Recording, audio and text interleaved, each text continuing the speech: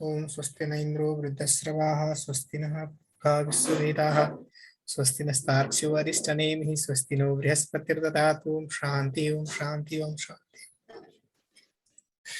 सम्पूर्णमा नमः। आज हामी नयाँ प्रकल्प सुरु गर्दैछौँ उज्जवल फाउन्डेसनबाट। अष्टावक्रलाई गीतालाई चाहिँ महागीता पनि भनिन्छ। यद्यपि श्रीमद् भगवत गीता गीताहरूको आफ्नै महिमा छ। धेरै गीताहरू छन्। देवी गीता, श्रीमद् भगवत गीता मुख्य गीता नै भइहाल्यो। त्यस पछाडि देवी गीता, शिव गीता, अवधूत गीता, अष्टावक्र गीता, राम गीता, धेरै गीताहरू छन्। र भागवत भित्र गीता भने जस्तै गीत भन्ने पनि छन्। ती सम्पूर्ण गीत र गीताहरूको चाहिँ आध्यात्मिक रूपमा चाहिँ विशिष्ट अर्थ छ वास्तवमा। अष्टावक्र गीता पनि तिनै आध्यात्मिक गूढ रहस्य बोकेका गीताहरू मध्ये महत्त्वपूर्ण मानिन्छ। र यो अष्टावक्र गीता चाहिँ वास्तवमा वेदान्त दर्शनको माथिल्लो तहको विशिष्टतम ग्रन्थ मानिन्छ। र त्योभन्दा अगाडि गणपतिको पनि आज छँदैछ। वास्तवमा गणेश चौथी, मङ्गल चतुर्थीको दिन मङ्गलाचरण गरेर मङ्गल कार्यको आरम्भ भनेको यो पनि एउटा शुभ संयोग जुटेको मान्नुपर्छ। शुभ संयोगलाई चाहिँ आज हामीले सदुपयोग गर्यौँ। हामी यसरी विभिन्न कार्यक्रमहरूमा जुट्दाखेरि यो भगवानको कृपा हो। यहाँ एउटा फोन आएर डिस्टर्ब गरेँ, क्षमा गर्नुहोला। भगवानको कृपा हो। आज शुभ तिथि परेको छ। यो मेरा लागि सौभाग्यको विषय हो र हामी सबैका लागि सौभाग्यको पनि विषय हो। र मूल कुरो चाहिँ भगवान गणपति भगवानलाई विघ्नहर्ताको रूपमा त स्वीकार गरिन्छ नै, तर हाम्रो सनातन संस्कृतिको परम्परामा चाहिँ जुनसुकै देवता होस् त्यो देवतालाई ब्रह्म रूपमा उपासना गर्ने एउटा विशिष्ट परम्परा छ। त्यो चाहिँ विशिष्ट कुरा लाग्छ मलाई।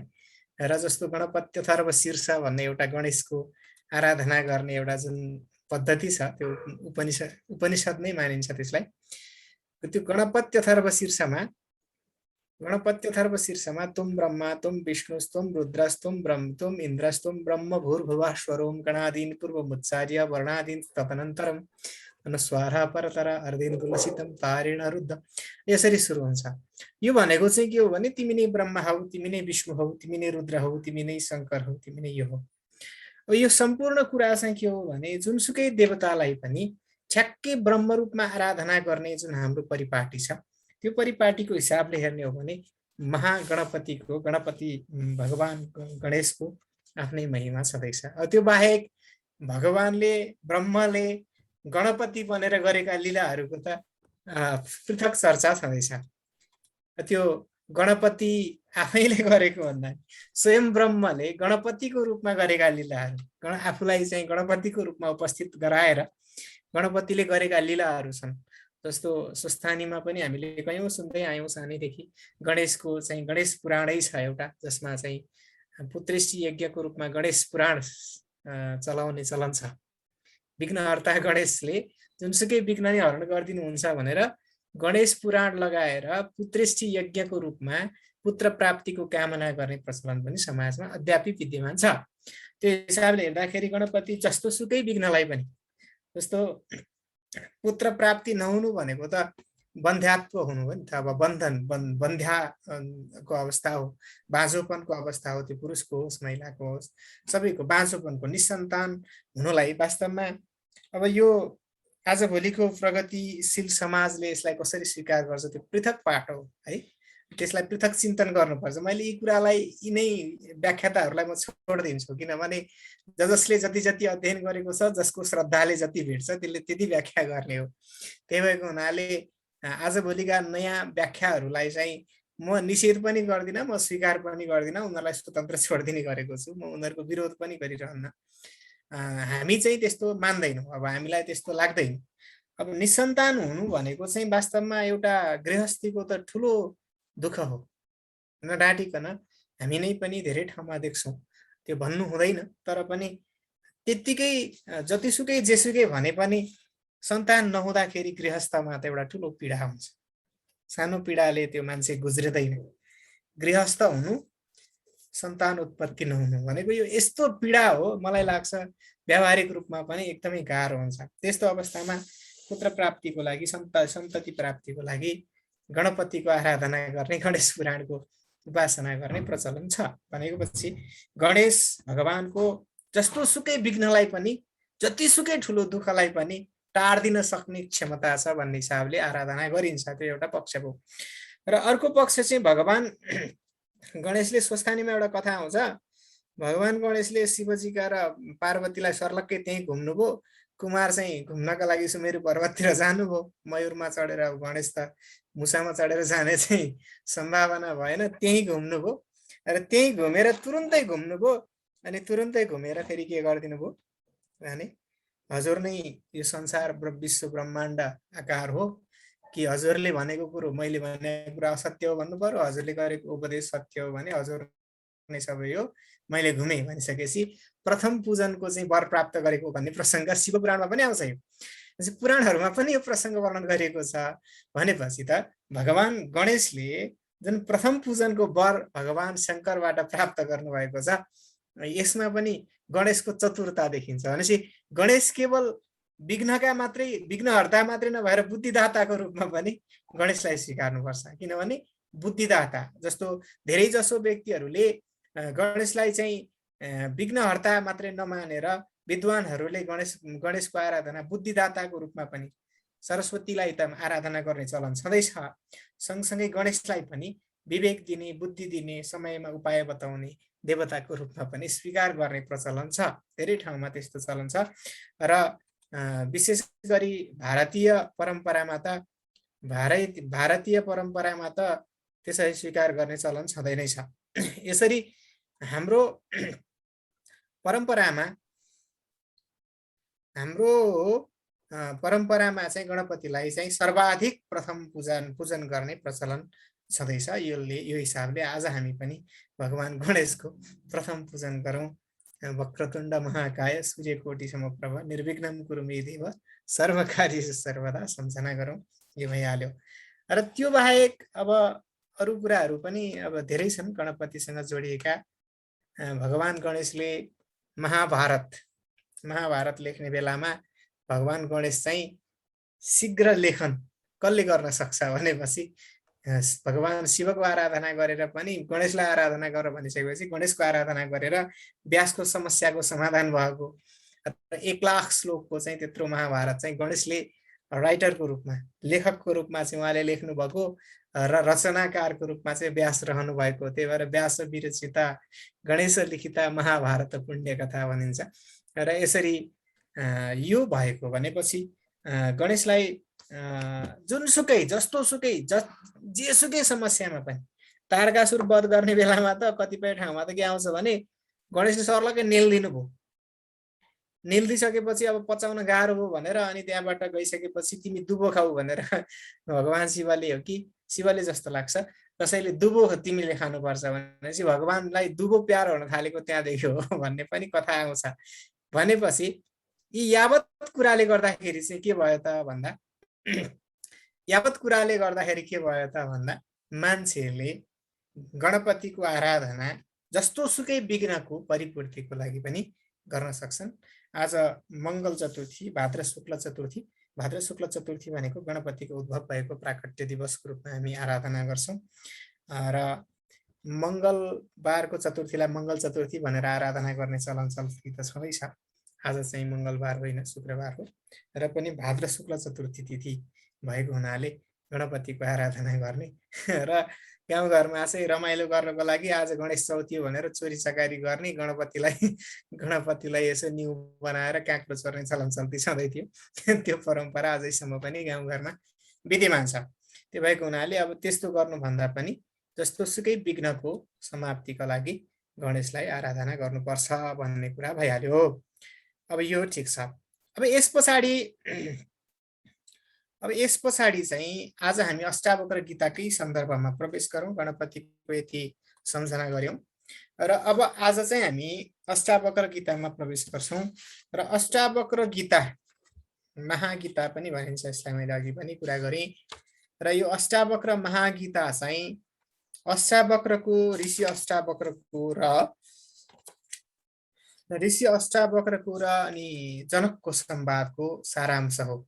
वास्तवमा संवादको सारांश हो। यसको अब ठ्याक्कै लेखेको कसले भन्ने कुरा चाहिँ मैले प्राप्त गरेको छैन। यो कसले लेखेको अथवा कुनै ग्रन्थको कतैको बिचको अथवा काहीँको हो भन्ने कुरा चाहिँ मैले थाहा पाएको छैन। तर यो चाहिँ अष्टावक्रले नै लेखेको भन्ने कुरा भन्दा पनि अष्टावक्र र जनकको बीचको जुन संवाद भयो त्यो संवादको सारांश सारभूत तथ्यलाई चाहिँ यहाँ उपस्थित गरिएको छ र यो बहुत गम्भीर ग्रन्थ छ, गुरु गम्भीर ग्रन्थ छ र वेदान्त दर्शनमा चाहिँ यो एकदमै ठुलो महत्त्वको दृष्टिकोणले एकदमै ठुलो आध्यात्मिक ग्रन्थ मानिन्छ र यो चाहिँ अजातवाद भन्छन्। वेदान्तमा विभिन्न वादहरू छन्, जस्तो दृष्टि सृष्टिवाद, सृष्टि दृष्टिवाद, अजातवाद भन्ने छ वेदान्तमा। यो दृष्टि सृष्टिवाद भनेको चाहिँ दृष्टि जस्तो छ त्यही अनुसार व्याख्या गर्ने। त्यो दृष्टि सृष्टि दृष्टि जस्तो छ सृष्टि पनि त्यस्तै हुन्छ, किनभने मनोमात्रमिदं सर्वम भन्छ कि वेदान्तले। संसार भनेको मन मात्रै हो, संसार भनेको चित्त मात्रै हो। हाम्रो चित्त जे छ, चित्तले जसरी रचना गर्छ, चित्तले जे कल्पना गर्छ, दुनियाँ त्यस्तै हुन्छ भन्ने मान्यता चाहिँ वेदान्तको एउटा रहन्छ। मनोमात्रमिदं विश्वम, मनोमात्रमिदं सर्वम भन्ने मान्छ वेदान्तले। भनेपछि यो चाहिँ दृष्टि सृष्टिवाद हो। दृष्टि जस्तो छ सृष्टि त्यही अनुसारको हुन्छ भन्ने वेदान्तको मूलवाद हो। अनि अर्को चाहिँ सृष्टि दृष्टिवाद भने चाहिँ सामान्य भौतिकवाद हो। सृष्टि जस्तो छ त्यस्तै देखिन्छ भन्ने वाद। जस्तो आजको भौतिकवादले के स्वीकार गर्छ त भन्दा आजको भौतिकवादले चाहिँ आँखा चिम्लेर संसारलाई हेर्ने भन्दा पनि आँखा खोलेर संसारलाई हेर्नेमा बढी विश्वास गर्छ। आजभोलिको दुनियाँले, आजको समाजवादले, आजको जुनसुकै भौतिकवादले, फिजिक्सले अथवा बायोलोजीले, एबिसीले, जेसुकै पनि हामी आजभोलि साइन्स भनेर जुनसुकै विज्ञान भनेर पढ्छौँ, खासमा विज्ञान भनेको अनुभव सहितको ज्ञानलाई विज्ञान भनिन्छ। ज्ञानम विज्ञान सहितम यज्ञात्वा मोक्षसे शुभात् गीतामा आउँछ। अनि विज्ञान ज्ञानम विज्ञानम अहमेवासमेवाग्रे नान्यत् यत् सत सत्परम पश्चादहम यदि तच्च योगशिष्येत सोच्न भन्ने ठाउँमा पनि विज्ञानको सन्दर्भ आउँछ। विज्ञान भनेको चाहिँ अनुभूति सहितको ज्ञान हो। तर आजभोलि चाहिँ अनुभूति भनेर चाहिँ बाह्य इन्द्रियको अनुभूतिलाई बढी महत्त्व दिइन्छ। दुई थरी इन्द्रिय छन् हैन, अन्तरिन्द्रिय र बाह्य इन्द्रिय। अन्तरिन्द्रिय भनेको चाहिँ हाम्रो अन्तःकरण, भावना, श्रद्धा जसमा रहन्छ त्यो अन्तरिन्द्रिय भयो भने बाह्य इन्द्रिय भनेको चाहिँ आँखा, नाक, कान लगायत ज्ञानेन्द्रिय 5 वटा जतिवटा छन् तिनीहरूलाई बाह्य इन्द्रिय भनिन्छ। अब यो बाह्य इन्द्रियको अनुभूतिलाई चाहिँ मूल प्रमाण मान्छ आजको दुनियाँले। कानुनले पनि त्यही मान्छ, अनि भौतिकवादी दर्शनले पनि त्यही मान्छ। विशेष गरी पुरानो दर्शनमा चार्वाक दर्शनले त्यही मान्छ। प्रत्यक्ष प्रमाण बाहेक अर्को प्रमाणै छैन भन्छ। प्रत्यक्ष प्रमाण भनेर पनि के मानिन्छ? इन्द्रिय, त्यो पनि बाह्य इन्द्रिय, जस्तो आँखा, नाक, कान, छाला, जिब्रो, यो 5 वटा ज्ञानेन्द्रिय छन् हामीसँग। ती 5 वटा ज्ञानेन्द्रियले जे कुरो पत्ता लगायो, अनुभव गरेर त्यही नै सर्वेसर्वा प्रमाण हो, त्यही नै, त्यो नै सबैभन्दा ठुलो सत्य हो भनेर मान्छन्। त्यो चाहिँ के हो भने आजको भौतिकवादी दुनियाँले हेर्ने सृष्टि दृष्टिवाद हो। सृष्टि जे छ दृष्टि त्यही अनुसारको बन्ने हो। फुल पहेँलो छ, त्यही भएको हुनाले त्यो फुललाई हामीले पहेँलै देख्छौँ। उनीहरूले अब सामान्यतया त्यो गरिन्छ हैन। त्यो फुल पहेँलो छ त्यही भएर पहेँलो देखिन्छ, गोलो छ त्यही भएर गोलो देखिन्छ। कुनै व्यक्ति गरिब छ, अब वर्ग द्वन्द्व जुन समाजवादको सन्दर्भमा आउँछ त्यसमा पनि के भनिन्छ, समाजमा दुई थरी वर्ग छ। एक थरी धनी मानिसले थिचोमिचो गरेका छन्, गरिबहरूले दुःख पाएका छन्, यो दुःखबाट मुक्त हुनुपर्छ, वर्गीय विभेद अन्त्य गर्नुपर्छ भन्ने सामान्य समाजवादी मान्यता विकसित छ पछिल्लो समयमा। र अर्को खालको जुनसुकै कुरामा पनि, अब फिजिक्समा पनि पृथ्वी गोलो छ, गोलो नभए पनि थ्याप्चो थ्याप्चो आकारको छ, त्यस्तै देखिन्छ। अनि त्यही अनुसारको अक्षांश देशान्तर दुनियाँका कुराहरू त्यही भएर हुन्छ। अब यो चाहिँ के हो त भन्दा दृष्टि सृष्टिवाद भन्दा नि सृष्टि दृष्टिवाद हो। र दृष्टि सृष्टिवाद भनेको चाहिँ वेदान्तले चाहिँ त्यसमा महत्त्व दिन्छ। दृष्टि सृष्टिवाद भनेको चाहिँ तिमी कुनै कुरालाई श्रद्धाले हेर्छौ त्यो श्रद्धाले परिपूर्ण हुन्छ, तिमी अश्रद्धाले हेर्छौ त्यो अश्रद्धाले युक्त हुन्छ भन्ने मान्यता चाहिँ दृष्टि सृष्टिवाद हो। जस्तो हाम्रो सच्चिदानन्द सरस्वती स्वामी खप्तड बाबाले विचार विज्ञान भन्ने पुस्तक लेख्नु भएको छ हैन। त्यो विचार विज्ञान पुस्तकमा विचारका परमाणुहरूको कुरा गर्नु भएको छ उहाँले। र उहाँले के भन्नु भएको छ भने तिमी यदि कसैलाई शत्रुताको भावले हेर्छौ भने त्यो पनि शत्रुताकै भावले, तिमी तिम्रो विचार अब त्यहाँनिर के भन्नुहुन्छ भने हामीले यदि कसैप्रति कुभलो चिताउँछौँ भने उसको मनले पनि हामीप्रति अटोमेटिकल्ली कुभलो चिताइराखेको हुन्छ। त्यो उसले भलो चिताउँछु भनेर पनि सक्दैन, किनकि विचारका परमाणुहरू यति बाठा छन् कि तिमीले सोच्यौ भने पनि त्यो सोचेको कुरा पनि उसले थाहा पाउँछ भन्ने मान्यता राख्छ त्यो विचार विज्ञानले। भनेपछि हामीले सकारात्मक विचार राख्नु नै दुनियाँलाई वशीकरण गर्न सक्नु हो हैन। गौतम बुद्धले दुनियाँलाई किन आफ्नो बनाउनु भयो त भन्दा गौतम बुद्धले दुनियाँलाई सकारात्मक सन्देश दिनुभयो र दुनियाँको बारेमा भलो चिताउनु भयो। यावत ऋषिहरू वशिष्ठले किन गर्नुभयो, रामले किन गर्नुभयो, कृष्णले किन गर्नुभयो, एबिसी जसले किन गर्नुभयो भन्दा उहाँहरूले पूर्ण सद्भावले युक्त भएको आफ्नो चित्त बनाउनु भयो र त्यसबाट दुनियाँलाई के गर्न सक्नु हो, आफूलाई वशीकृत गर्न, दुनियाँलाई वशीकृत गर्न सक्नुभयो, दुनियाँलाई आफ्नो मुठीमा नचाउन सक्नुभयो। त्यसको कारण चाहिँ एउटै मात्र हो कि उहाँहरू प्योर हुनुभयो। हामी किन सक्दैनौँ भन्दा हामी आफू प्योर हुन सक्दैनौँ र दुनियाँलाई हामी के गर्न सक्दैनौँ, आफ्नो बनाउन सक्दैनौँ। खास कारण के छ भने हामी आफूमा निर्मल हुन सक्दैनौँ र दुनियाँबाट मात्रै हामी त्यागको अपेक्षा गर्छौँ, दुनियाँबाट हामी समर्पणको अपेक्षा गर्छौँ, दुनियाँबाट हामी श्रद्धाको अपेक्षा गर्छौँ, दुनियाँबाट हामी आस्थाको अपेक्षा गर्छौँ, दुनियाँबाट हामी दान दातव्य सहयोग यावत कुरा क्षमाको अपेक्षा गर्छौँ। तर हामी आफू स्वयं जब त्यो हुन सकेनौँ तब त्यो कुरो हामी पात्र बन्न सकेनौँ भने, हामी जब आकर्षणको पात्र हामी बन्न सकेनौँ भने किन आकर्षित हुने दुनियाँ हुँदैन। त्यही भएको हुनाले यो चाहिँ के हो भने विचारको परमाणुको कुरा आएको थियो चाहिँ कहाँबाट आएको भने सृष्टि दृष्टि के अरे दृष्टि सृष्टिवादबाट आएको थियो। दृष्टि आफ्नो एकदमै जस्तो बनाउन सक्यो, यामति सागतिर भवेत्, यहाँ पनि आउँछ यही अष्टावक्र गीतामै पछाडि आउँछ किंवदन्ती सत्ययम यामति सागतिर भवेत् बद्धाभिमानी बद्धो हि मुक्तो मुक्ताभिमानी मुक्तो हि बद्धो बद्धाभिमान्यपि, यहाँ प्रसङ्ग आउँछ पछाडि।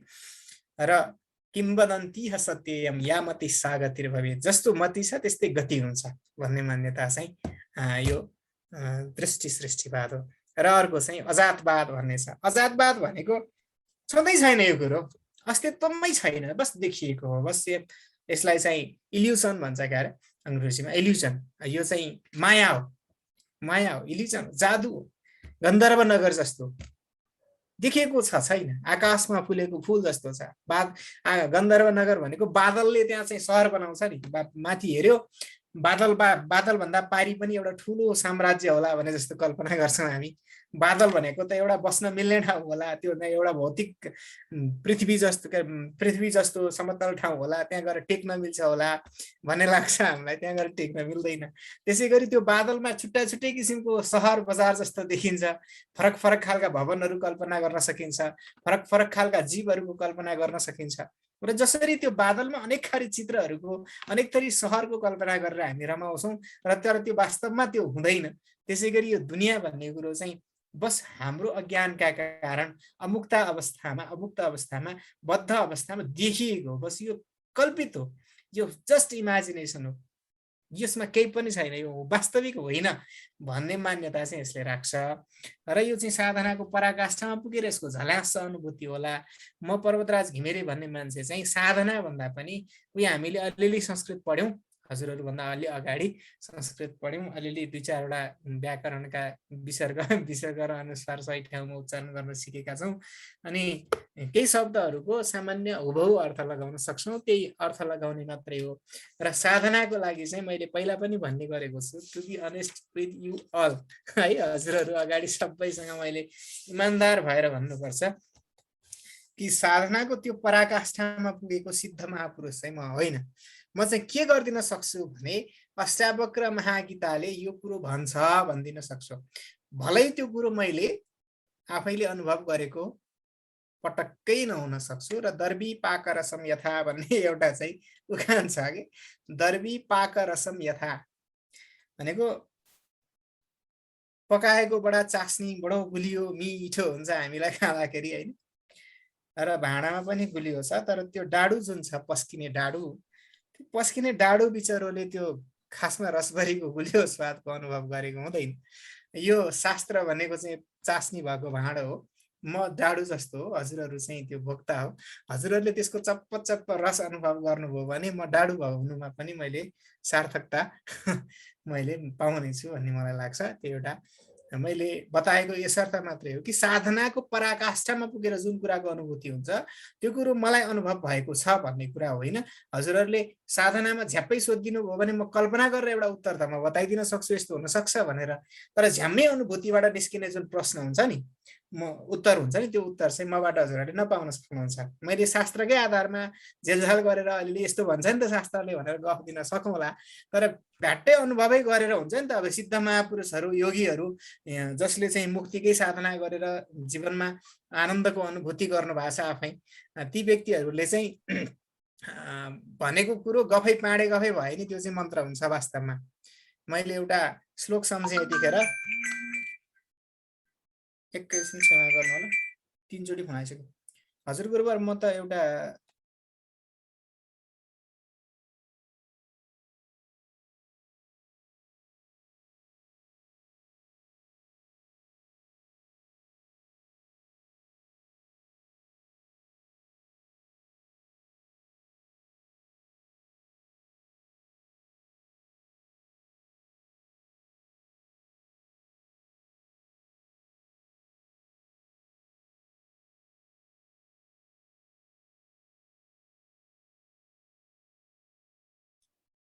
हस् क्षमा गर्नु होला, मेरो बिचमा अवरोध आइपर्यो, यस्तै हो।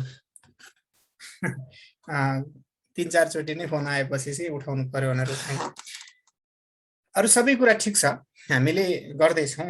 साधनाको पराकाष्ठाको कुरामा थिएँ म। साधनाको पराकाष्ठामा पुगेका, अनुभूति झ्याप्पै भएका मान्छेले पनि कतिपय कुरा झ्याप्पै भन्न सक्दैनन् होइन।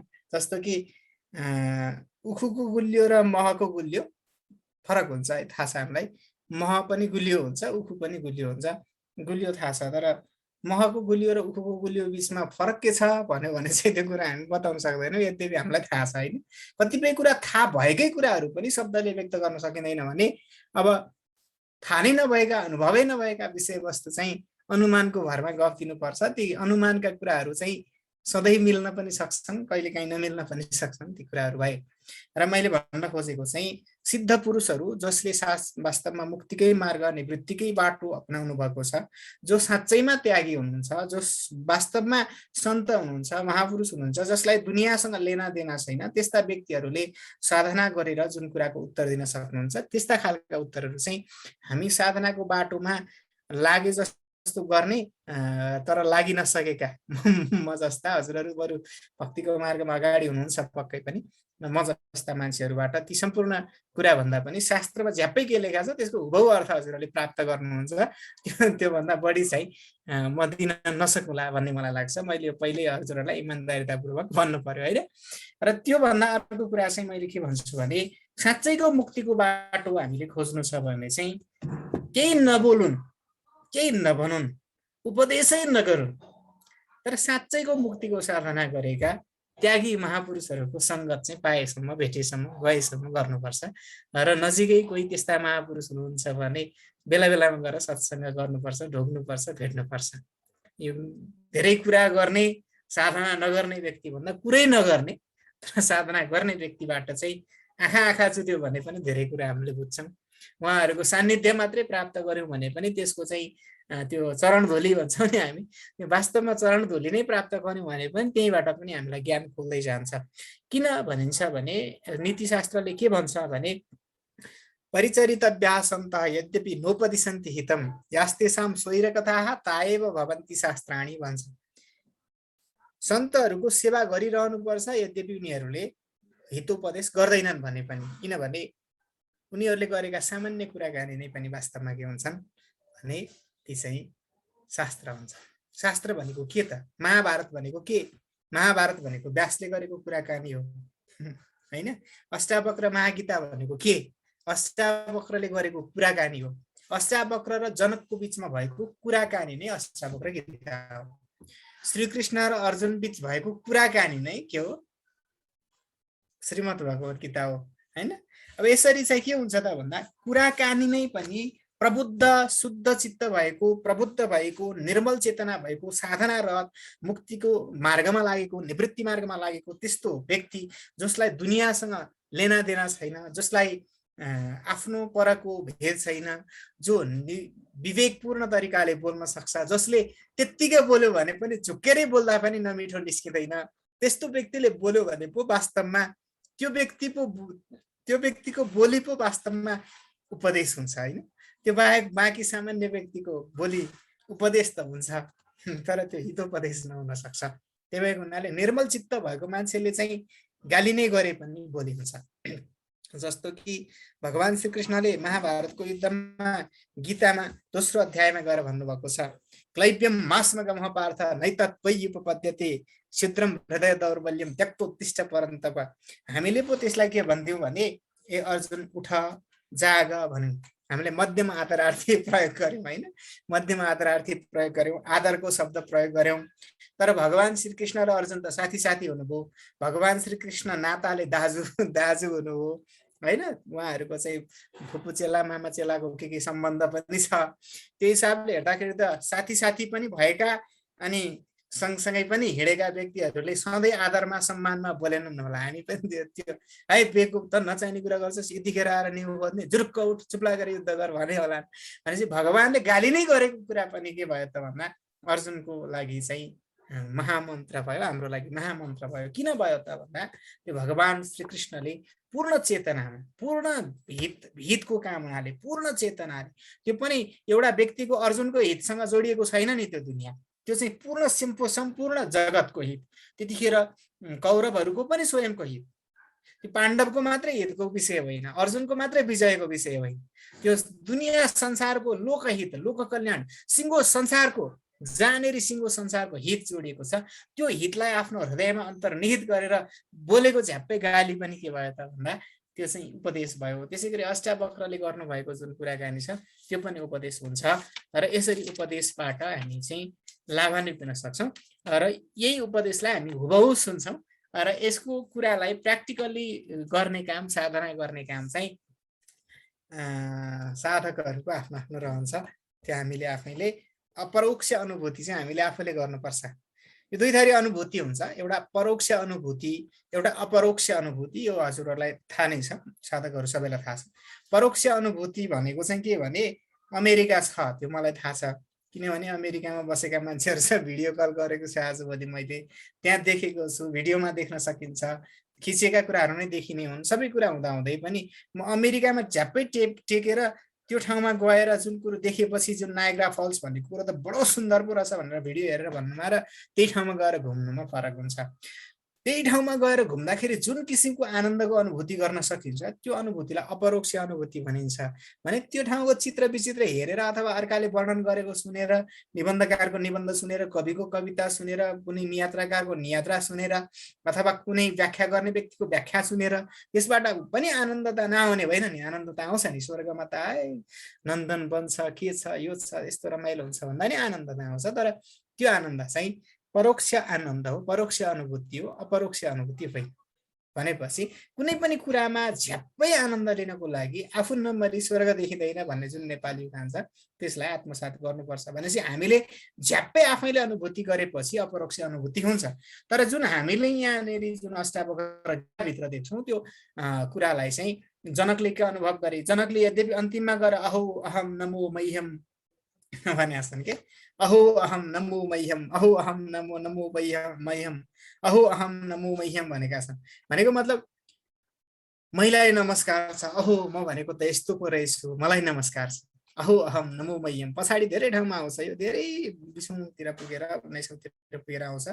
20वटा प्रकरण छन् यसमा, त्यो मध्ये छोटा छोटा छन्, 10-12 श्लोक, 15 श्लोक, 20 श्लोकसम्मका छन्। र यिनीहरूमा अन्तिममा जनकले अनुभूति गरेर बोलेका छन् अहो अहम नमो मह्यम। यो एकदमै ओहो म त यस्तो पो रहेछु त, मलाई आफैलाई नमस्कार छ, म आफैलाई नमस्कार गर्छु, मेरो आफ्नै वास्तविक स्वरूपलाई म नमस्कार गर्छु भनेपछि आफ्नो त्यो महत्ताको बोध, आफ्नो त्यो आत्मतत्वको जुन स्थिरताको बोध, त्यो बोधमा पुगिसकेपछि जुन अनुभूति हुन्छ त्यो अनुभूति चाहिँ हामीले अपरोक्ष रूपमा गर्नको लागि तदनुकूल हामीमा पात्रताको आवश्यकता रह्यो। र गुरुमा गुरुत्व चाहियो, सबैभन्दा पहिला शिष्यमा शिष्यत्व पनि त्यही अनुसारको चाहियो। गुरुमै गुरुत्व नभएपछि शिष्यमा शिष्यत्व जानु नि कुरो भएन। अब गुरु चाहिँ चेला भन्दा लठुवा भएर यहाँ म यसो 2-4वटा भाषा जानेको हुनाले गौतीमा उपस्थित भएको छु। अब हजुरहरूको उसबाट हजुरहरूको साधनाले मलाई पनि फाइदा पुग्यो भने मेरो कुराबाट पनि हजुर मैले स्क्रिन सेयर गर्न मिल्छ भने म स्क्रिन सेयर गर्छु है। हजुरले मलाई पोस्ट बनाइदिन अथवा पर्मिसन दिन सक्नुभयो भने यदि मैले चाहिँ हजुरहरूको त्यो साधनाको प्रभावले हस् हजुरहरूको साधनाको प्रभावले मेरो मुखबाट पनि राम्रा कुराहरू निस्के मतलब सिद्ध विषयवस्तुहरू निस्कियो भने मेरो लागि पनि त्यो सौभाग्यको विषय हुनेछ। अष्टावक्र महागीता भनेर लेखेको छु मैले। यो प्रथम प्रकरण हो, मैले प्रकरण चाहिँ लेख्न पाएको छैन, क्षमा गर्नुहुनेछ। प्रथम प्रकरण सुरु छ। अब सुरु गरिहालौँ। आज मैले अलिकति भूमिका बाँधेको चाहिँ पहिलो दिन भएको भएर आगामी दिनदेखि म भूमिका बाँध्दिनँ ल। आज हामी पहिलोमा छौँ। यो पहिलो प्रकरण छ। पहिल्यै प्रकरणमा यहाँ केही पनि मङ्गलाचरण नगरिकन, अब यो अष्टावक्र गीताको विशेषता नै यो हो कि अष्टावक्र गीताले यो कवितालाई, यो भावनालाई, यो लम्बे चौडे कुरालाई, औपचारिकतालाई ध्यान दिने गोली भन्छ नि, गोली झ्याम ड्याङ्गै निस्किहाल्छ क्या यसमा चाहिँ। कोही हुन्छ नि यता यता मुखम करोति वाचालम पङ्गुम नङ्गयते गिरिम यत्कृपातमं वन्दे परमानन्द माधव। हाम्रो चाहिँ कुनै स्तोत्र पुराण सुरु गर्नु पर्यो भने अगाडि चाहिँ लामा 2 अध्याय जति मङ्गलाचरण भएपछि अनि त्यस पछाडि बल्ल सुरु हुन्छ है। तर यहाँ चाहिँ त्यस्तो छैन। पहिल्यै क्वेसन, त्यस पछाडि उत्तर, क्वेसन उत्तर, क्वेसन उत्तर, क्वेसन आन्सर। यसमा कोही भूमिका बाँध्ने कुरा छैन। यो सिधै म्याथमेटिक्स जस्तो हिसाब छ, 2 + 2 = 4। यसमा कोही कविताको गुन्जाइस छैन। कविता भनिन्छ नि, हामी कहिलेकाहीँ डिप्लोमेटिक भाषा बोल्छौँ कि अध्यात्ममा पनि के हुन्छ भने डिप्लोमेटिक भाषा, कूटनीतिक भाषा हुन्छ। यसो गर्नु राम्रो हो भनिदिन्छ त्यसले होइन, यसो गर्नु राम्रो हो, यो नगरेर यसो गर्नु पो ठिक हो त। अब जस्तो साधनाकै सन्दर्भमा पनि घरमै बसेर साधना गर्नु ठिक कि जङ्गलमा गएर साधना गर्नु ठिक भनेपछि हामी भरसक चाहिँ होइन घरमै बसेर गर्नु पो ठिक हो कि मलाई त यो जङ्गलमै गएर जोगी बन्नु भन्दा त घरमै बसेर साधक बन्न सकेदेखि पो ठिक लाग्यो ततिर लागिहाल्छौँ। त्यो भनेको हाम्रो चेतनाले होइन, हामीले के गरेका छौँ त्यो कुरालाई हामी नै हाउ अर्काबाट लाछाप लाउन खोज्छौँ, बस त्यति मात्रै हो। हामी आफ्नो गल्तीलाई स्वीकार गर्दैनौँ। यो हाम्रो एकदम गलत पक्ष छ। तर यो अष्टावक्र गीतामा त्यो छैन। अष्टावक्रले ड्याङ्की ड्याङ ड्याङ्की ड्याङ, यहाँ प्रश्न छ उत्तर छ, प्रश्न छ उत्तर छ, प्रश्न छ उत्तर छ। त्यो अरू कुनै पनि यहाँ भूमिका छैन है। त्यो चाहिँ हामीले विचार गर्नुपर्छ। र पहिल्यै कुरो चाहिँ प्रश्न छ है। यो जनकले पहिल्यै प्रश्न गर्नुभएको छ। हजुरहरूलाई उच्चारण गर्ने कसरी पढ्ने बानी छ त्यो चाहिँ मलाई थाहा छैन।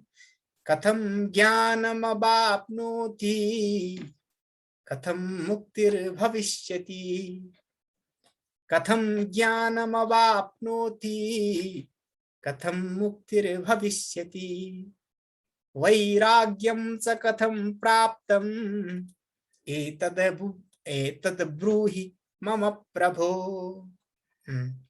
यस है। एकजना कसैले उच्चारण गर्नुभयो भने बडो मिठो पनि हुन्छ यो। अब ठिक छ, कसैले उच्चारण गर्ने गर्नुभएको छ पहिला हैन, अगाडि बढौँ हजुर। अहिले यो ठिक छ, अगाडि बढौँ ल। कथम ज्ञानमवाप्नोति, ज्ञान प्राप्त कसरी हुन्छ? जनकले चाहिँ यहाँ प्रश्न सिधै प्रश्न गर्नुभएको छ। जनकको यो जनक उवाच, जनकले भन्नुभएको प्रभु भनेको हे स्वामी, स्वामीको रूपमा स्वीकार गर्यो। प्रभु भनेको मालिक, स्वामी। अब हजुर नै मेरो सर्वे सर्वा हो, म हजुरमा सरेन्डर भएर आएँ। कसरी हुन्छ प्रश्नको उत्तर मलाई दिनुहोस्। योभन्दा अगाडिको प्रसङ्ग जोडिन्छ। जनक कतै घुम्दै घुम्दै जाँदै थिए। जाने सिलसिलामा घोडामा बसेर हिँडिरहेका बेलामा बाटामा अष्टावक्र ऋषि देखिनुभयो। अष्टावक्र ऋषि भनेपछि 8 ठाउँमा बाङ्गो भएको। बाङ्गा त हाम्रा पनि ठाउँमा बाङ्गा छन् होइन, तर हाम्रो भन्दा बढी 8 ठाउँमा बाङ्गो भएको भन्न खोजेको। त्यो हाम्रो भन्दा बढी 8 ठाउँमा बाङ्गो भएको, हात यता फर्केको, मुख यता फर्केको देख्दै एउटा हामी डरलाग्दो स्थिति देख्छौँ जुन, त्यो स्थितिको ऋषिलाई देखियो। अष्टावक्र ऋषि चाहिँ गर्भावस्थादेखि नै ज्ञानी हुनुहुन्थ्यो र किम्वदन्ती यस्तो छ, अष्टावक्र गर्भावस्थामै ज्ञानी हुनुहुन्थ्यो।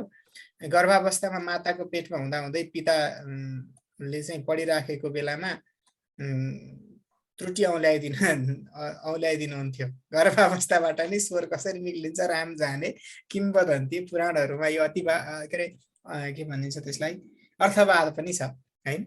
अब त्यो सिद्ध महापुरुषहरूको हुन नि सक्यो, केही ठुलो कुरो भएन भनेपछि अर्थात् त्यो गर्भावस्थाबाटै सिकाइदिनुहुन्थ्यो। सिकाएपछि पिताजीलाई अहङ्कारमा चोट पुग्यो। चोट पुगेपछि त बेगु किन बढी बाठा हुन्छस्, खालि बाठा कुरा गर्छ, 8 ठाउँमा बाङ्गो भएर जन्मी भन्नुभयो र त्यसबाट जन्मियो भन्ने किम्वदन्ती पनि छ। त्यो किम्वदन्ती के हो राम जाने, त्यसलाई थाँती राखौँ।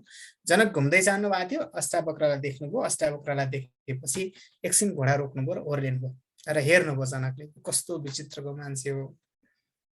हेर्दैखेरि यसो कुरूप, कस्तो कुरूप बनाएको यो दुनियाँ संसारमा कुरूपताको पराकाष्ठामा पनि भगवानले कसैलाई जन्माउँदो रहेछ भन्ने किसिमको भावना जनकमा उदय भयो।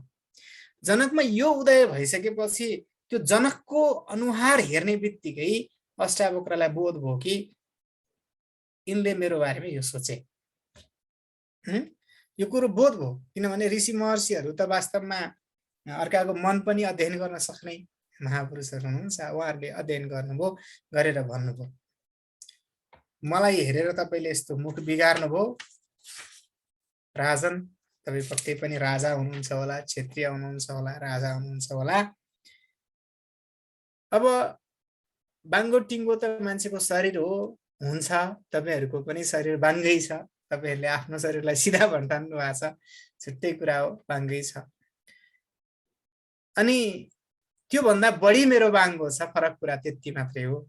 तर जसरी मन्दिर हुन्छ, जसरी घर हुन्छ, जसरी कुनै पनि चीज हुन्छ, त्यो बाङ्गो भएर त्यो भित्रको आकाश बाङ्गो हुँदैन। त्यसैगरी मेरो शरीर बाङ्गो भएर म बाङ्गो हुन्न। वास्तवमा मेरो शरीर बाङ्गो हो, म चाहिँ बाङ्गो छैन। म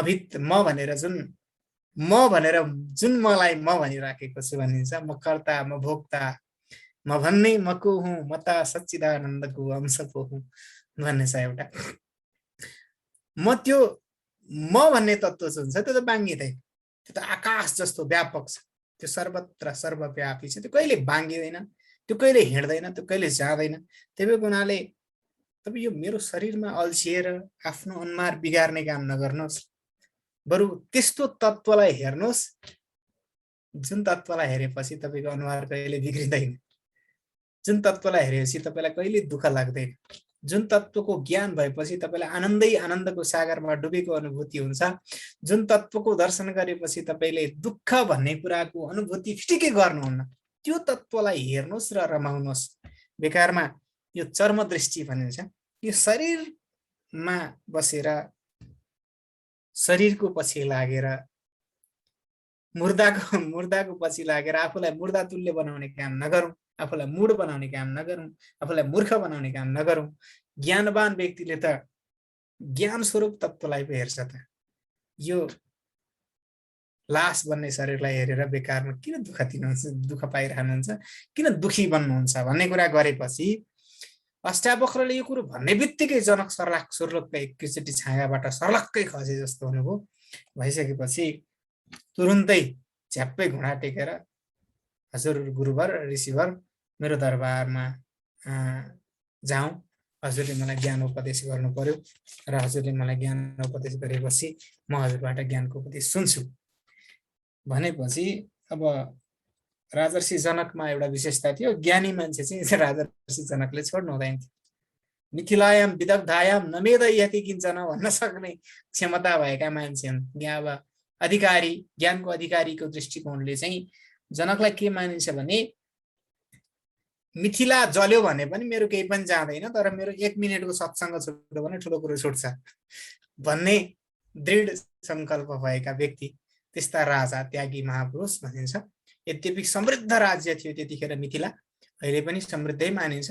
त्यतिखेरको समृद्ध राज्य मिथिलाबाट मिथिलाका राजा भएर पनि पूर्ण रूपमा चाहिँ विदेह शरीरबाट मुक्त भएर पनि सत्सङ्ग गर्न रुचाउने व्यक्ति, उहाँले चाहिँ अष्टावक्रलाई के गर्नुभयो भन्नुभयो र प्रश्न गर्नुभयो। त्यही प्रश्न हो अघिको, कथम ज्ञानम अवाप्नोति, जाने बित्तिकै प्रश्न सोध्नुभयो कसरी ज्ञान प्राप्त हुन्छ। पहिलो प्रश्न नै एकदमै जटिल छ, यहाँ पहिलो प्रश्न सन्चो बिसन्चो के छ कसो छ, सन्चै हुनुहुन्छ कि हुँदैन, त्यहाँ आश्रममा के छ, स्वास्थ्य सोधिँदैन, सिधै प्रश्न कथम ज्ञान भव आप्नोति, डाइरेक्ट टु कन्टेन्ट, सिधै विषयमा प्रवेश गरी कथम मुक्तिर्भविष्यति, कसरी मुक्ति हुन्छ, वैराग्यम च कथम प्राप्तम, र वैराग्य कसरी प्राप्त हुन्छ, एतद् ब्रूहि मम प्रभु। अब यहाँ ज्ञानको कुरा गरिएको छ सुरुमा है। यो ज्ञान भनेको चाहिँ यो सामान्य ज्ञानको विषय होइन, जसलाई आजभोलि जिके भनेर भनिन्छ, जनरल नलेज भनिन्छ, र दर्शनको दृष्टिकोणले त्यसलाई विषय ज्ञान भनिन्छ। ज्ञान तीन थरी मानिन्छ, विशेष गरी विषय ज्ञान, वृत्ति ज्ञान र स्वरूप ज्ञान भनेर तीन थरी ज्ञानको चर्चा वेदान्त दर्शनले गर्छ। यो आजभोलि जिके भनेर जनरल नलेज भनेर हामीसँग भएको जुन जति पनि मैले अहिलेसम्म गफ दिएको छु यो सबै जिके हो, जनरल नलेज।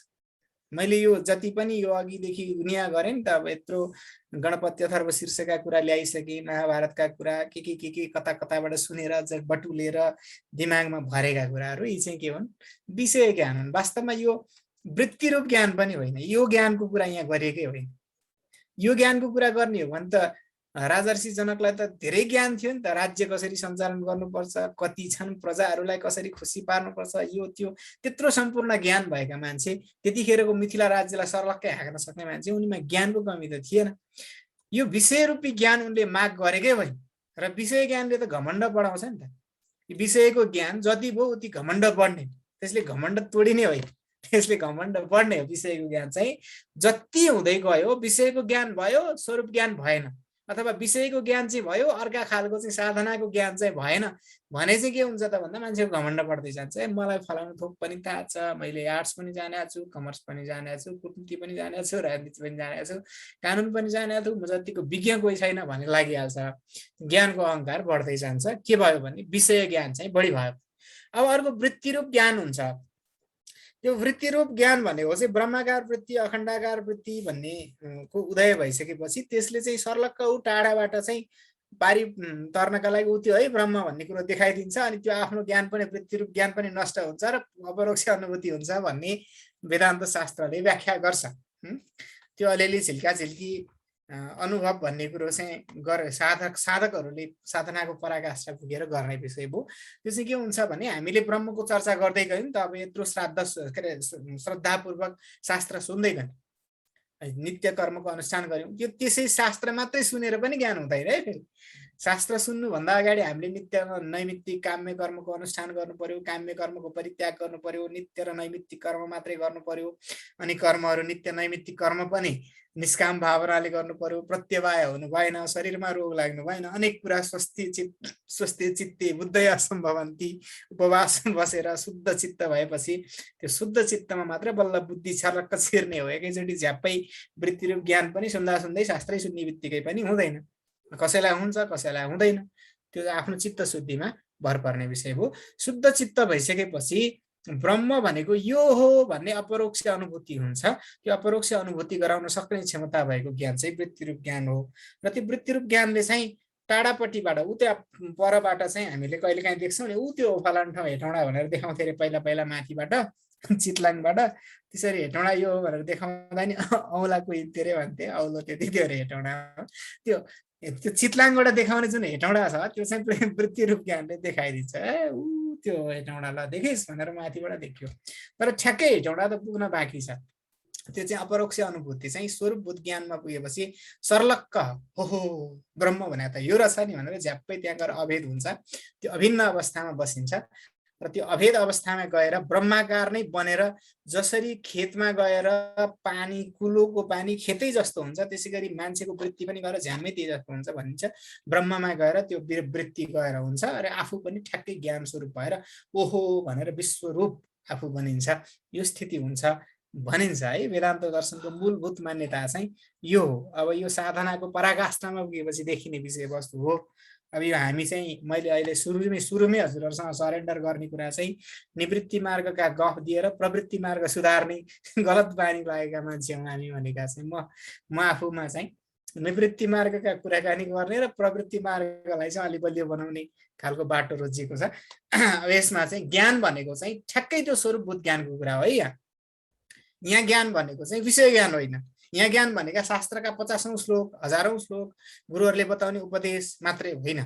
यो ज्ञानको कुरा चाहिँ मुक्ति ठ्याक्कै दिन सक्ने, झ्याप्पै अपरोक्ष अनुभूति झल्यास्स हुन सक्ने, निद्राबाट, यो मोहरूपी निद्राबाट झ्याप्पै बिउजाउन सक्ने जुन ज्ञान हो, त्यो ज्ञान चाहिँ यहाँ वास्तवमा ज्ञान भनेर बताइएको है।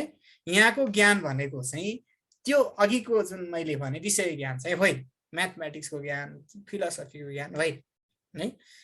त्यो ज्ञान जसले हामीलाई यो संसारको मोह निद्राबाट झल्यास्स बनाउँछ, त्यो ज्ञान जसले हामीलाई मुक्ति दिन्छ, त्यस्तो ज्ञानको कसरी प्राप्त हुन्छ यो प्रश्नको त्यो। अब मुक्ति भनेको त सामान्यतया हामीले सुन्दै आएको विषय हो र मुक्ति भनेको फरक फरक मुक्तिहरूका चर्चा छन्। यो वेदान्त दर्शनको मूल ग्रन्थ हैन, मूल ग्रन्थ वेदान्त भएको हुनाले तदनुकूलै मुक्तिको यहाँ व्याख्या छ। यो अष्टावक्र गीतामा त्यही किसिमको मुक्तिको व्याख्या छ। र मुक्ति भनेको चाहिँ मुक्ति भनेको के हो? मोक्ष, मुक्ति। मुक्ति भनेको के हो भने बन्धनबाट मुक्ति हुन्छ। मुक्ति केबाट हुन्छ? मुक्ति भनेको खुल्नु हो, बाँधेको कुरा खोल्नु, छोडिनु। मोचन भनेको छोड्नु, छोडिनु। मुक्ति भनेको छुट्नु, छुटकारा पाउनु।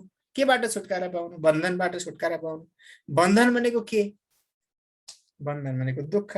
के दुःख भनेको भन्दा संसार, संसार बन्धन भनेको के भन्दा जन्म दुःखम, जरा दुःखम भने सम्पूर्ण कुराको दुःख हुन्छ।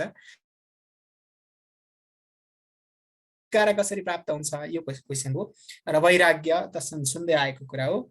सामान्यतया हाम्रो समाजमा चाहिँ वैराग्य भनेपछि दारी सारी पालेर कपाल सपाल पनि ननआइकन जटासटा पालेर हिँड्याछस् के वैरागी भएको भन्ने चलन चल्ती छ कि यो वैराग्य शब्दको बडो दुरुपयोग हो।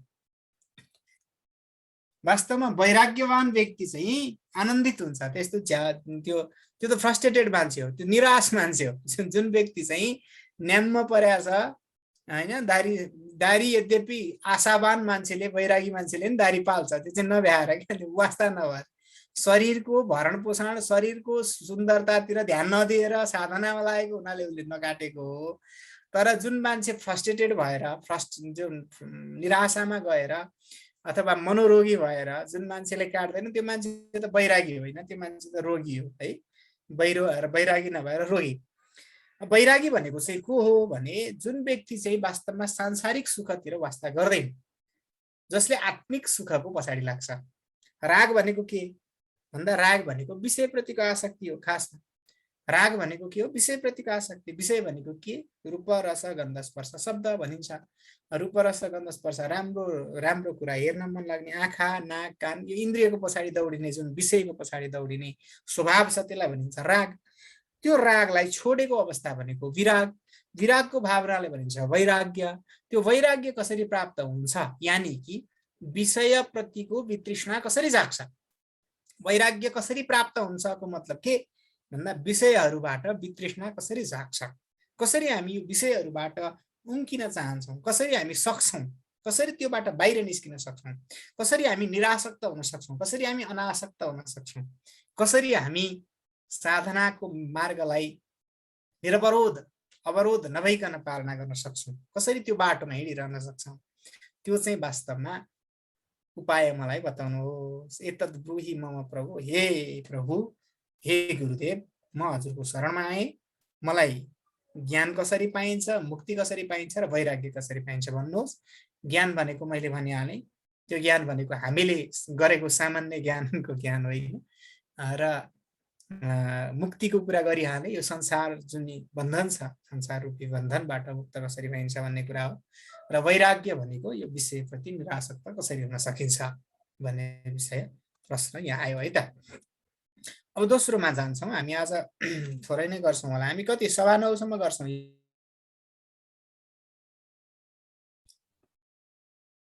9:20 सम्म गरौँ। 9:20 ए 9:20 सम्म गर्छौँ। ठिक छ, ठिक छ। अब अष्टावक्रले भन्दैन चाहिँ सिधै प्रश्नको सिधै उत्तर छ। अब यसको चाहिँ त्यो डिप्लोमेटिक एन्सर छ हैन, सिधै उत्तर छ।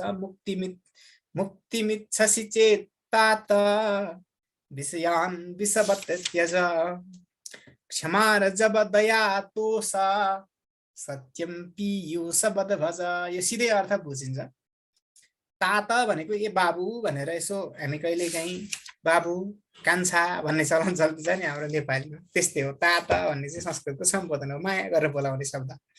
तात, तात भनेको बाबु भनेको, अथवा कान्छा भन्ने चलन छ नेपालीमा, त्यस्तै हो। तात भनेको हे राजन, हे बाबु, मुक्तिम इच्छसि चेत, तिमीलाई मुक्तिको साँच्चै इच्छा छ भने, मुक्तिको इच्छा भनेको चाहिँ विचित्र कुरा हो। यो भन्न चाहिँ ए यो संसार भने दुःखै हो, टेन्सनै हो भन्ने त लाग्छ, तर मुक्तिको इच्छा जो पाए त्यसलाई हुँदैन। हामीलाई नै छैन, मलाई आफूलाई चाहिँ छैन। मलाई गुरु भनेर सोध्नु भएको थियो, भाइ बेको त मुमुक्षी होस्, तँलाई मुक्ति चाहिएको छ भन्नुभएको थियो। मैले त्यही डिप्लोमेटिक एन्सर दिएको थिएँ, मलाई सित्तैमा पाइन्छ भने चाहिएको छ भनेको थिएँ मैले। सित्तैमा पाइन्छ भने चाहिएको छ भनेको थिएँ। म गुरु महाराजसँग यो प्रश्न उत्तर सम्झिन्छु, म अहिले पनि सम्झिन्छु, तर म प्रायः सम्झिन्छु। मुक्ति चाहिएको छ तँलाई भन्नुभएको थियो, मैले त्यही भनेको थिएँ, सित्तैमा पाइन्छ भने चाहिएको छ। किन चाहिएको छ भन्यो भने चाहिन्छ बेगु भन्नुहुन्छ, त बेगु तरिकाले हुन्छ भनिदिनुहुन्छ। अब चाहिएको छैन भन्यो भने त बेगुलाई किन मुक्ति चाहिन्छ, तँलाई त के चाहिन्छ ऊ चाहिन्छतिर लाग्नुहुन्छ। अब यसै पनि गाली खाइन्छ भनेपछि डिप्लोमेटिक एन्सर दिएर टारे। यानि कि त्यसको अर्थ यति मात्रै थियो कि मलाई वास्तवमै मुक्ति चाहिएको छैन, त्यसको सिधै अर्थ चाहिँ त्यही थियो। मलाई मुक्ति चाहिएको छ भन्दा मलाई म मुमुक्षु होइन।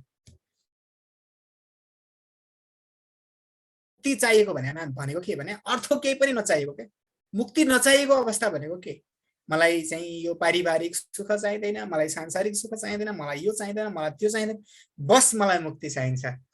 त्यो अवस्था चाहिँ के हो, मोक्ष, मुमुक्षा, त्यसलाई मुमुक्षा भनिन्छ। त्यो मुमुक्षुता भनेको चाहिँ वेदान्त दर्शनको अनुबन्ध के अरे त्यो समाधि षट्क सम्पत्ति अन्तर्गत पर्छ हैन। त्यो के अरे पारिभाषिक कुराहरू फेरि अर्कै दर्शनको चर्चा गर्दा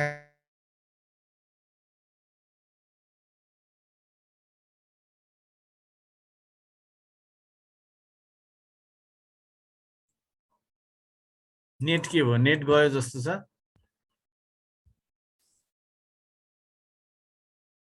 आवाज आएन। सुनेको छ कि छैन? हजुर सुनि, अहिले काटिएको थियो, बल्ल आयो। ठिक छ, मेरो इन्टरनेट बेलुका पख त्यस्तै हो प्रायः जस्तो आजभोलि। मुमुक्षा चाहिँ छ भने, मुक्तिको इच्छा चाहिँ छ भने, तिमीलाई साँच्चै मुक्त हुने इच्छा छ भने विषयान विषवत्य छ। पहिलो शर्त यही नै हो वास्तव। पहिलो शर्त भनेको मुक्तिको इच्छा भएको व्यक्तिको पहिलो शर्त भनेको विषयलाई त्याग गर्नु। विषय भनेको चाहिँ के भनेको एभ्रिथिङ, हामी जे भोग गर्न चाहन्छौँ त्यो विषय। विषय भनेको यहाँ यो एबिसी केही पनि होइन। विषय भनेको जे कुरो हामी भोग गर्न चाहन्छौँ, जे खान चाहन्छौँ, जे हेर्न चाहन्छौँ, जे सुन्न चाहन्छौँ, जे बोल्न चाहन्छौँ, जता जान चाहन्छौँ, हाम्रो यावत मनले यो गरौँ यो गरौँ यो गरौँ यो गरौँ यो गरौँ यो गरौँ भनेर भन्छ, ती सम्पूर्ण आकांक्षाहरू चाहिँ विषय हुन्। सामान्यतया तिनीहरूले 5 वटा कुराले समेट्छ। रूप, रस, गन्ध, स्पर्श, शब्दले समेट्छ। रूप भनेको राम्रो रूप भनेको राम्रा राम्रा कपडा, के दुनियादारी, रेशमको साडी हैन, के अब यो कतिज गएको छ। अब यी सम्पूर्ण कुराहरू चाहिँ के हुन् त, रूप। रस, रस भनेको संसारमा जति पनि खाने कुराहरू छन् ती सम्पूर्ण कुरा रस। गन्ध, जति पनि सुँग्ने कुराहरू छन्। स्पर्श, जति पनि छुने कुराहरू छन्। शब्द भनेको त भइगयो। यसरी अनेकन कुराहरूलाई चाहिँ केले, विषय भन्ने चिजले समेट्छ। विषयान विषवत्य छ। मुक्ति तिमी चाहन्छौ भने विषयहरूलाई विष जसरी छोडिदेऊ। क्षमा रजब दया तोष सत्यम पीयूष बद भज। अब यो विषयलाई छोड्ने सन्दर्भ त श्रीमद् भगवत गीतामा पनि आएको छ। किन छोड्ने त? ध्यायतो विषयान् पुंसः संगस्तेषु उपजायते, संगात् संजायते कामः, कामात् क्रोधो विजायते, क्रोधात् भवति सम्मोहः, सम्मोहात् स्मृतिविभ्रम, स्मृतिभ्रंशात् बुद्धिनाशो, बुद्धिनाशात् प्रणश्यति भन्छन्। श्रीमद् भगवत गीताले 2य अध्यायमै यो कुरो गरेको छ। जसले विषयको ध्यान गर्छ अथवा रागमा लागेको छ, विषय लागेको छ, त्यसमा संग उत्पन्न हुन्छ, संगबाट काम उत्पन्न हुन्छ, कामबाट क्रोध उत्पन्न हुन्छ, क्रोधबाट मोह उत्पन्न हुन्छ, मोहबाट स्मृति नष्ट हुन्छ, ज्ञान नष्ट हुन्छ, ज्ञान नष्ट भएपछि बुद्धिनाश हुन्छ, बुद्धिनाश भएपछि गयो फेरि संग, विषय, विषय प्रतिको राग, त्यो छोड्यो भने मात्रै बल्ल मुक्तिको बाटोमा लाग्यो। चाहिँ मुक्तिको चाहना राख्छौ भने विषयहरूलाई परित्याग गरे पहिलो शर्त। दोस्रो शर्त चाहिँ के त भन्दा त्यसलाई छोडेर लिने चाहिँ केलाई त त्यसो भए क्षमा। क्षमा भनेको कसले दिन सक्छ? जसमा राग कम छ के त्यो व्यक्तिले क्षमा दिन सक्छ। वास्तवमा राग बढी भएको मान्छेले क्षमा दिन सक्दैन नि। जस्तै मानौ म पर्वतराज घिमिरे भन्ने मान्छे हुँ एउटा, मैले के भन्ठानेको छु भने मेरो सम्पत्ति हो भनेर मैले 10,000 रुपियाँ पैसा मैले खल्तीमा बोकेर हिँडेको छु। यो त भ्रमै हो, इल्युजनै हो नि। वास्तवमा भ्रमै हो नि त। यो कागजमा यसो नोटहरू यो झन् यो मनी भनेर जुन आजभोलि पैसा भन्ने चिज बनायो यो त पुरै टोटल्ली भ्रम, टोटल्ली भ्रम हो। अझ पछिल्लो समय त क्रिप्टो करेन्सी भन्ने आज त्यो त टोटल्ली भ्रम हो, जसरी पनि चल्छ होइन। अब यो पैसा बोकेर हिँडेको छु, अनि हिँडिसकेपछि बाटामा मलाई यति धेरै राग छ कि मेरो यति पैसा छ म जेनी गर्न सक्छु भनेपछि मलाई त्यसले एकदमै रागी बनाएको छ, अहङ्कारी बनाएको छ। बाटोमा मेरो पर्स हरायो, कुनै व्यक्तिले चोरेको मैले थाहा पाएँ अथवा भेटेको थाहा पाएँ भने म रिसाउँछु, म क्षमा दिन सक्दिनँ। किन सक्दिनँ भने मेरो त्यो पैसाप्रति अत्यधिक राग छ। त्यो राग जति बढी हुन्छ म क्षमा त्यति दिन सक्दिनँ भनेपछि विषयमा बढी राग भएको व्यक्तिले क्षमा स्वीकार्न सक्दैन। क्षमा आर्जव, आर्जव भनेको सोझोपना। हामी बाङ्गो टिङ्गो हुन्छ नि, सोझो औँलाले घिउ पनि आउँदैन भन्ने सोच राख्छौँ। महाकवि हाम्रो कवि शिरोमणि लेखनाथ पौड्यालले नीति शास्त्रमा पनि लेख्नु भएको छ, ज्यादा सोझो हुनुभन्दा टेढिनु छ फलाधिक, को गर्दछ अरू सोझाग्र को बुझनाधिक। यद्यपि नीति हो, नीति चाहिँ शास्त्र होइन। एउटा कुरा चाहिँ ढुक्क हुनुपर्छ, यद्यपि नीतिमा त जे खोज्यो त्यही पाइन्छ। वास्तवमा नीति भनेको चाहिँ नीतिले दर्शनलाई चाहिँ निर्दिष्ट गर्दैन है। यो चाहिँ मैले प्रसङ्गमा ल्याएको मात्रै हो। नीतिले चाहिँ दर्शनलाई निर्दिष्ट गर्दैन। नीतिभन्दा दर्शन 10औं गुणा माथि हुन्छ। अब हामी चाहिँ अहिले दर्शनमा छौँ, त्यही भएर उनीहरूले आर्जव भनेको सोझोपना चाहिन्छ। व्यावहारिक सांसारिक प्रगतिको लागि टेढोपना चाहिएला, तर मुक्तिको बाटोको जुन प्रगति छ, आध्यात्मिक उन्नति जुन छ, त्यसको लागि सोझोपना चाहिन्छ। त्यसमा चित्त शुद्धि चाहिन्छ। त्यसमा लप्पन छप्पन गऱ्यो भनेदेखि भइहाल्छ। अनि आर्जव दया भने त बुझिहाल्यो, दया र क्षमा उस्तै उस्तै हो।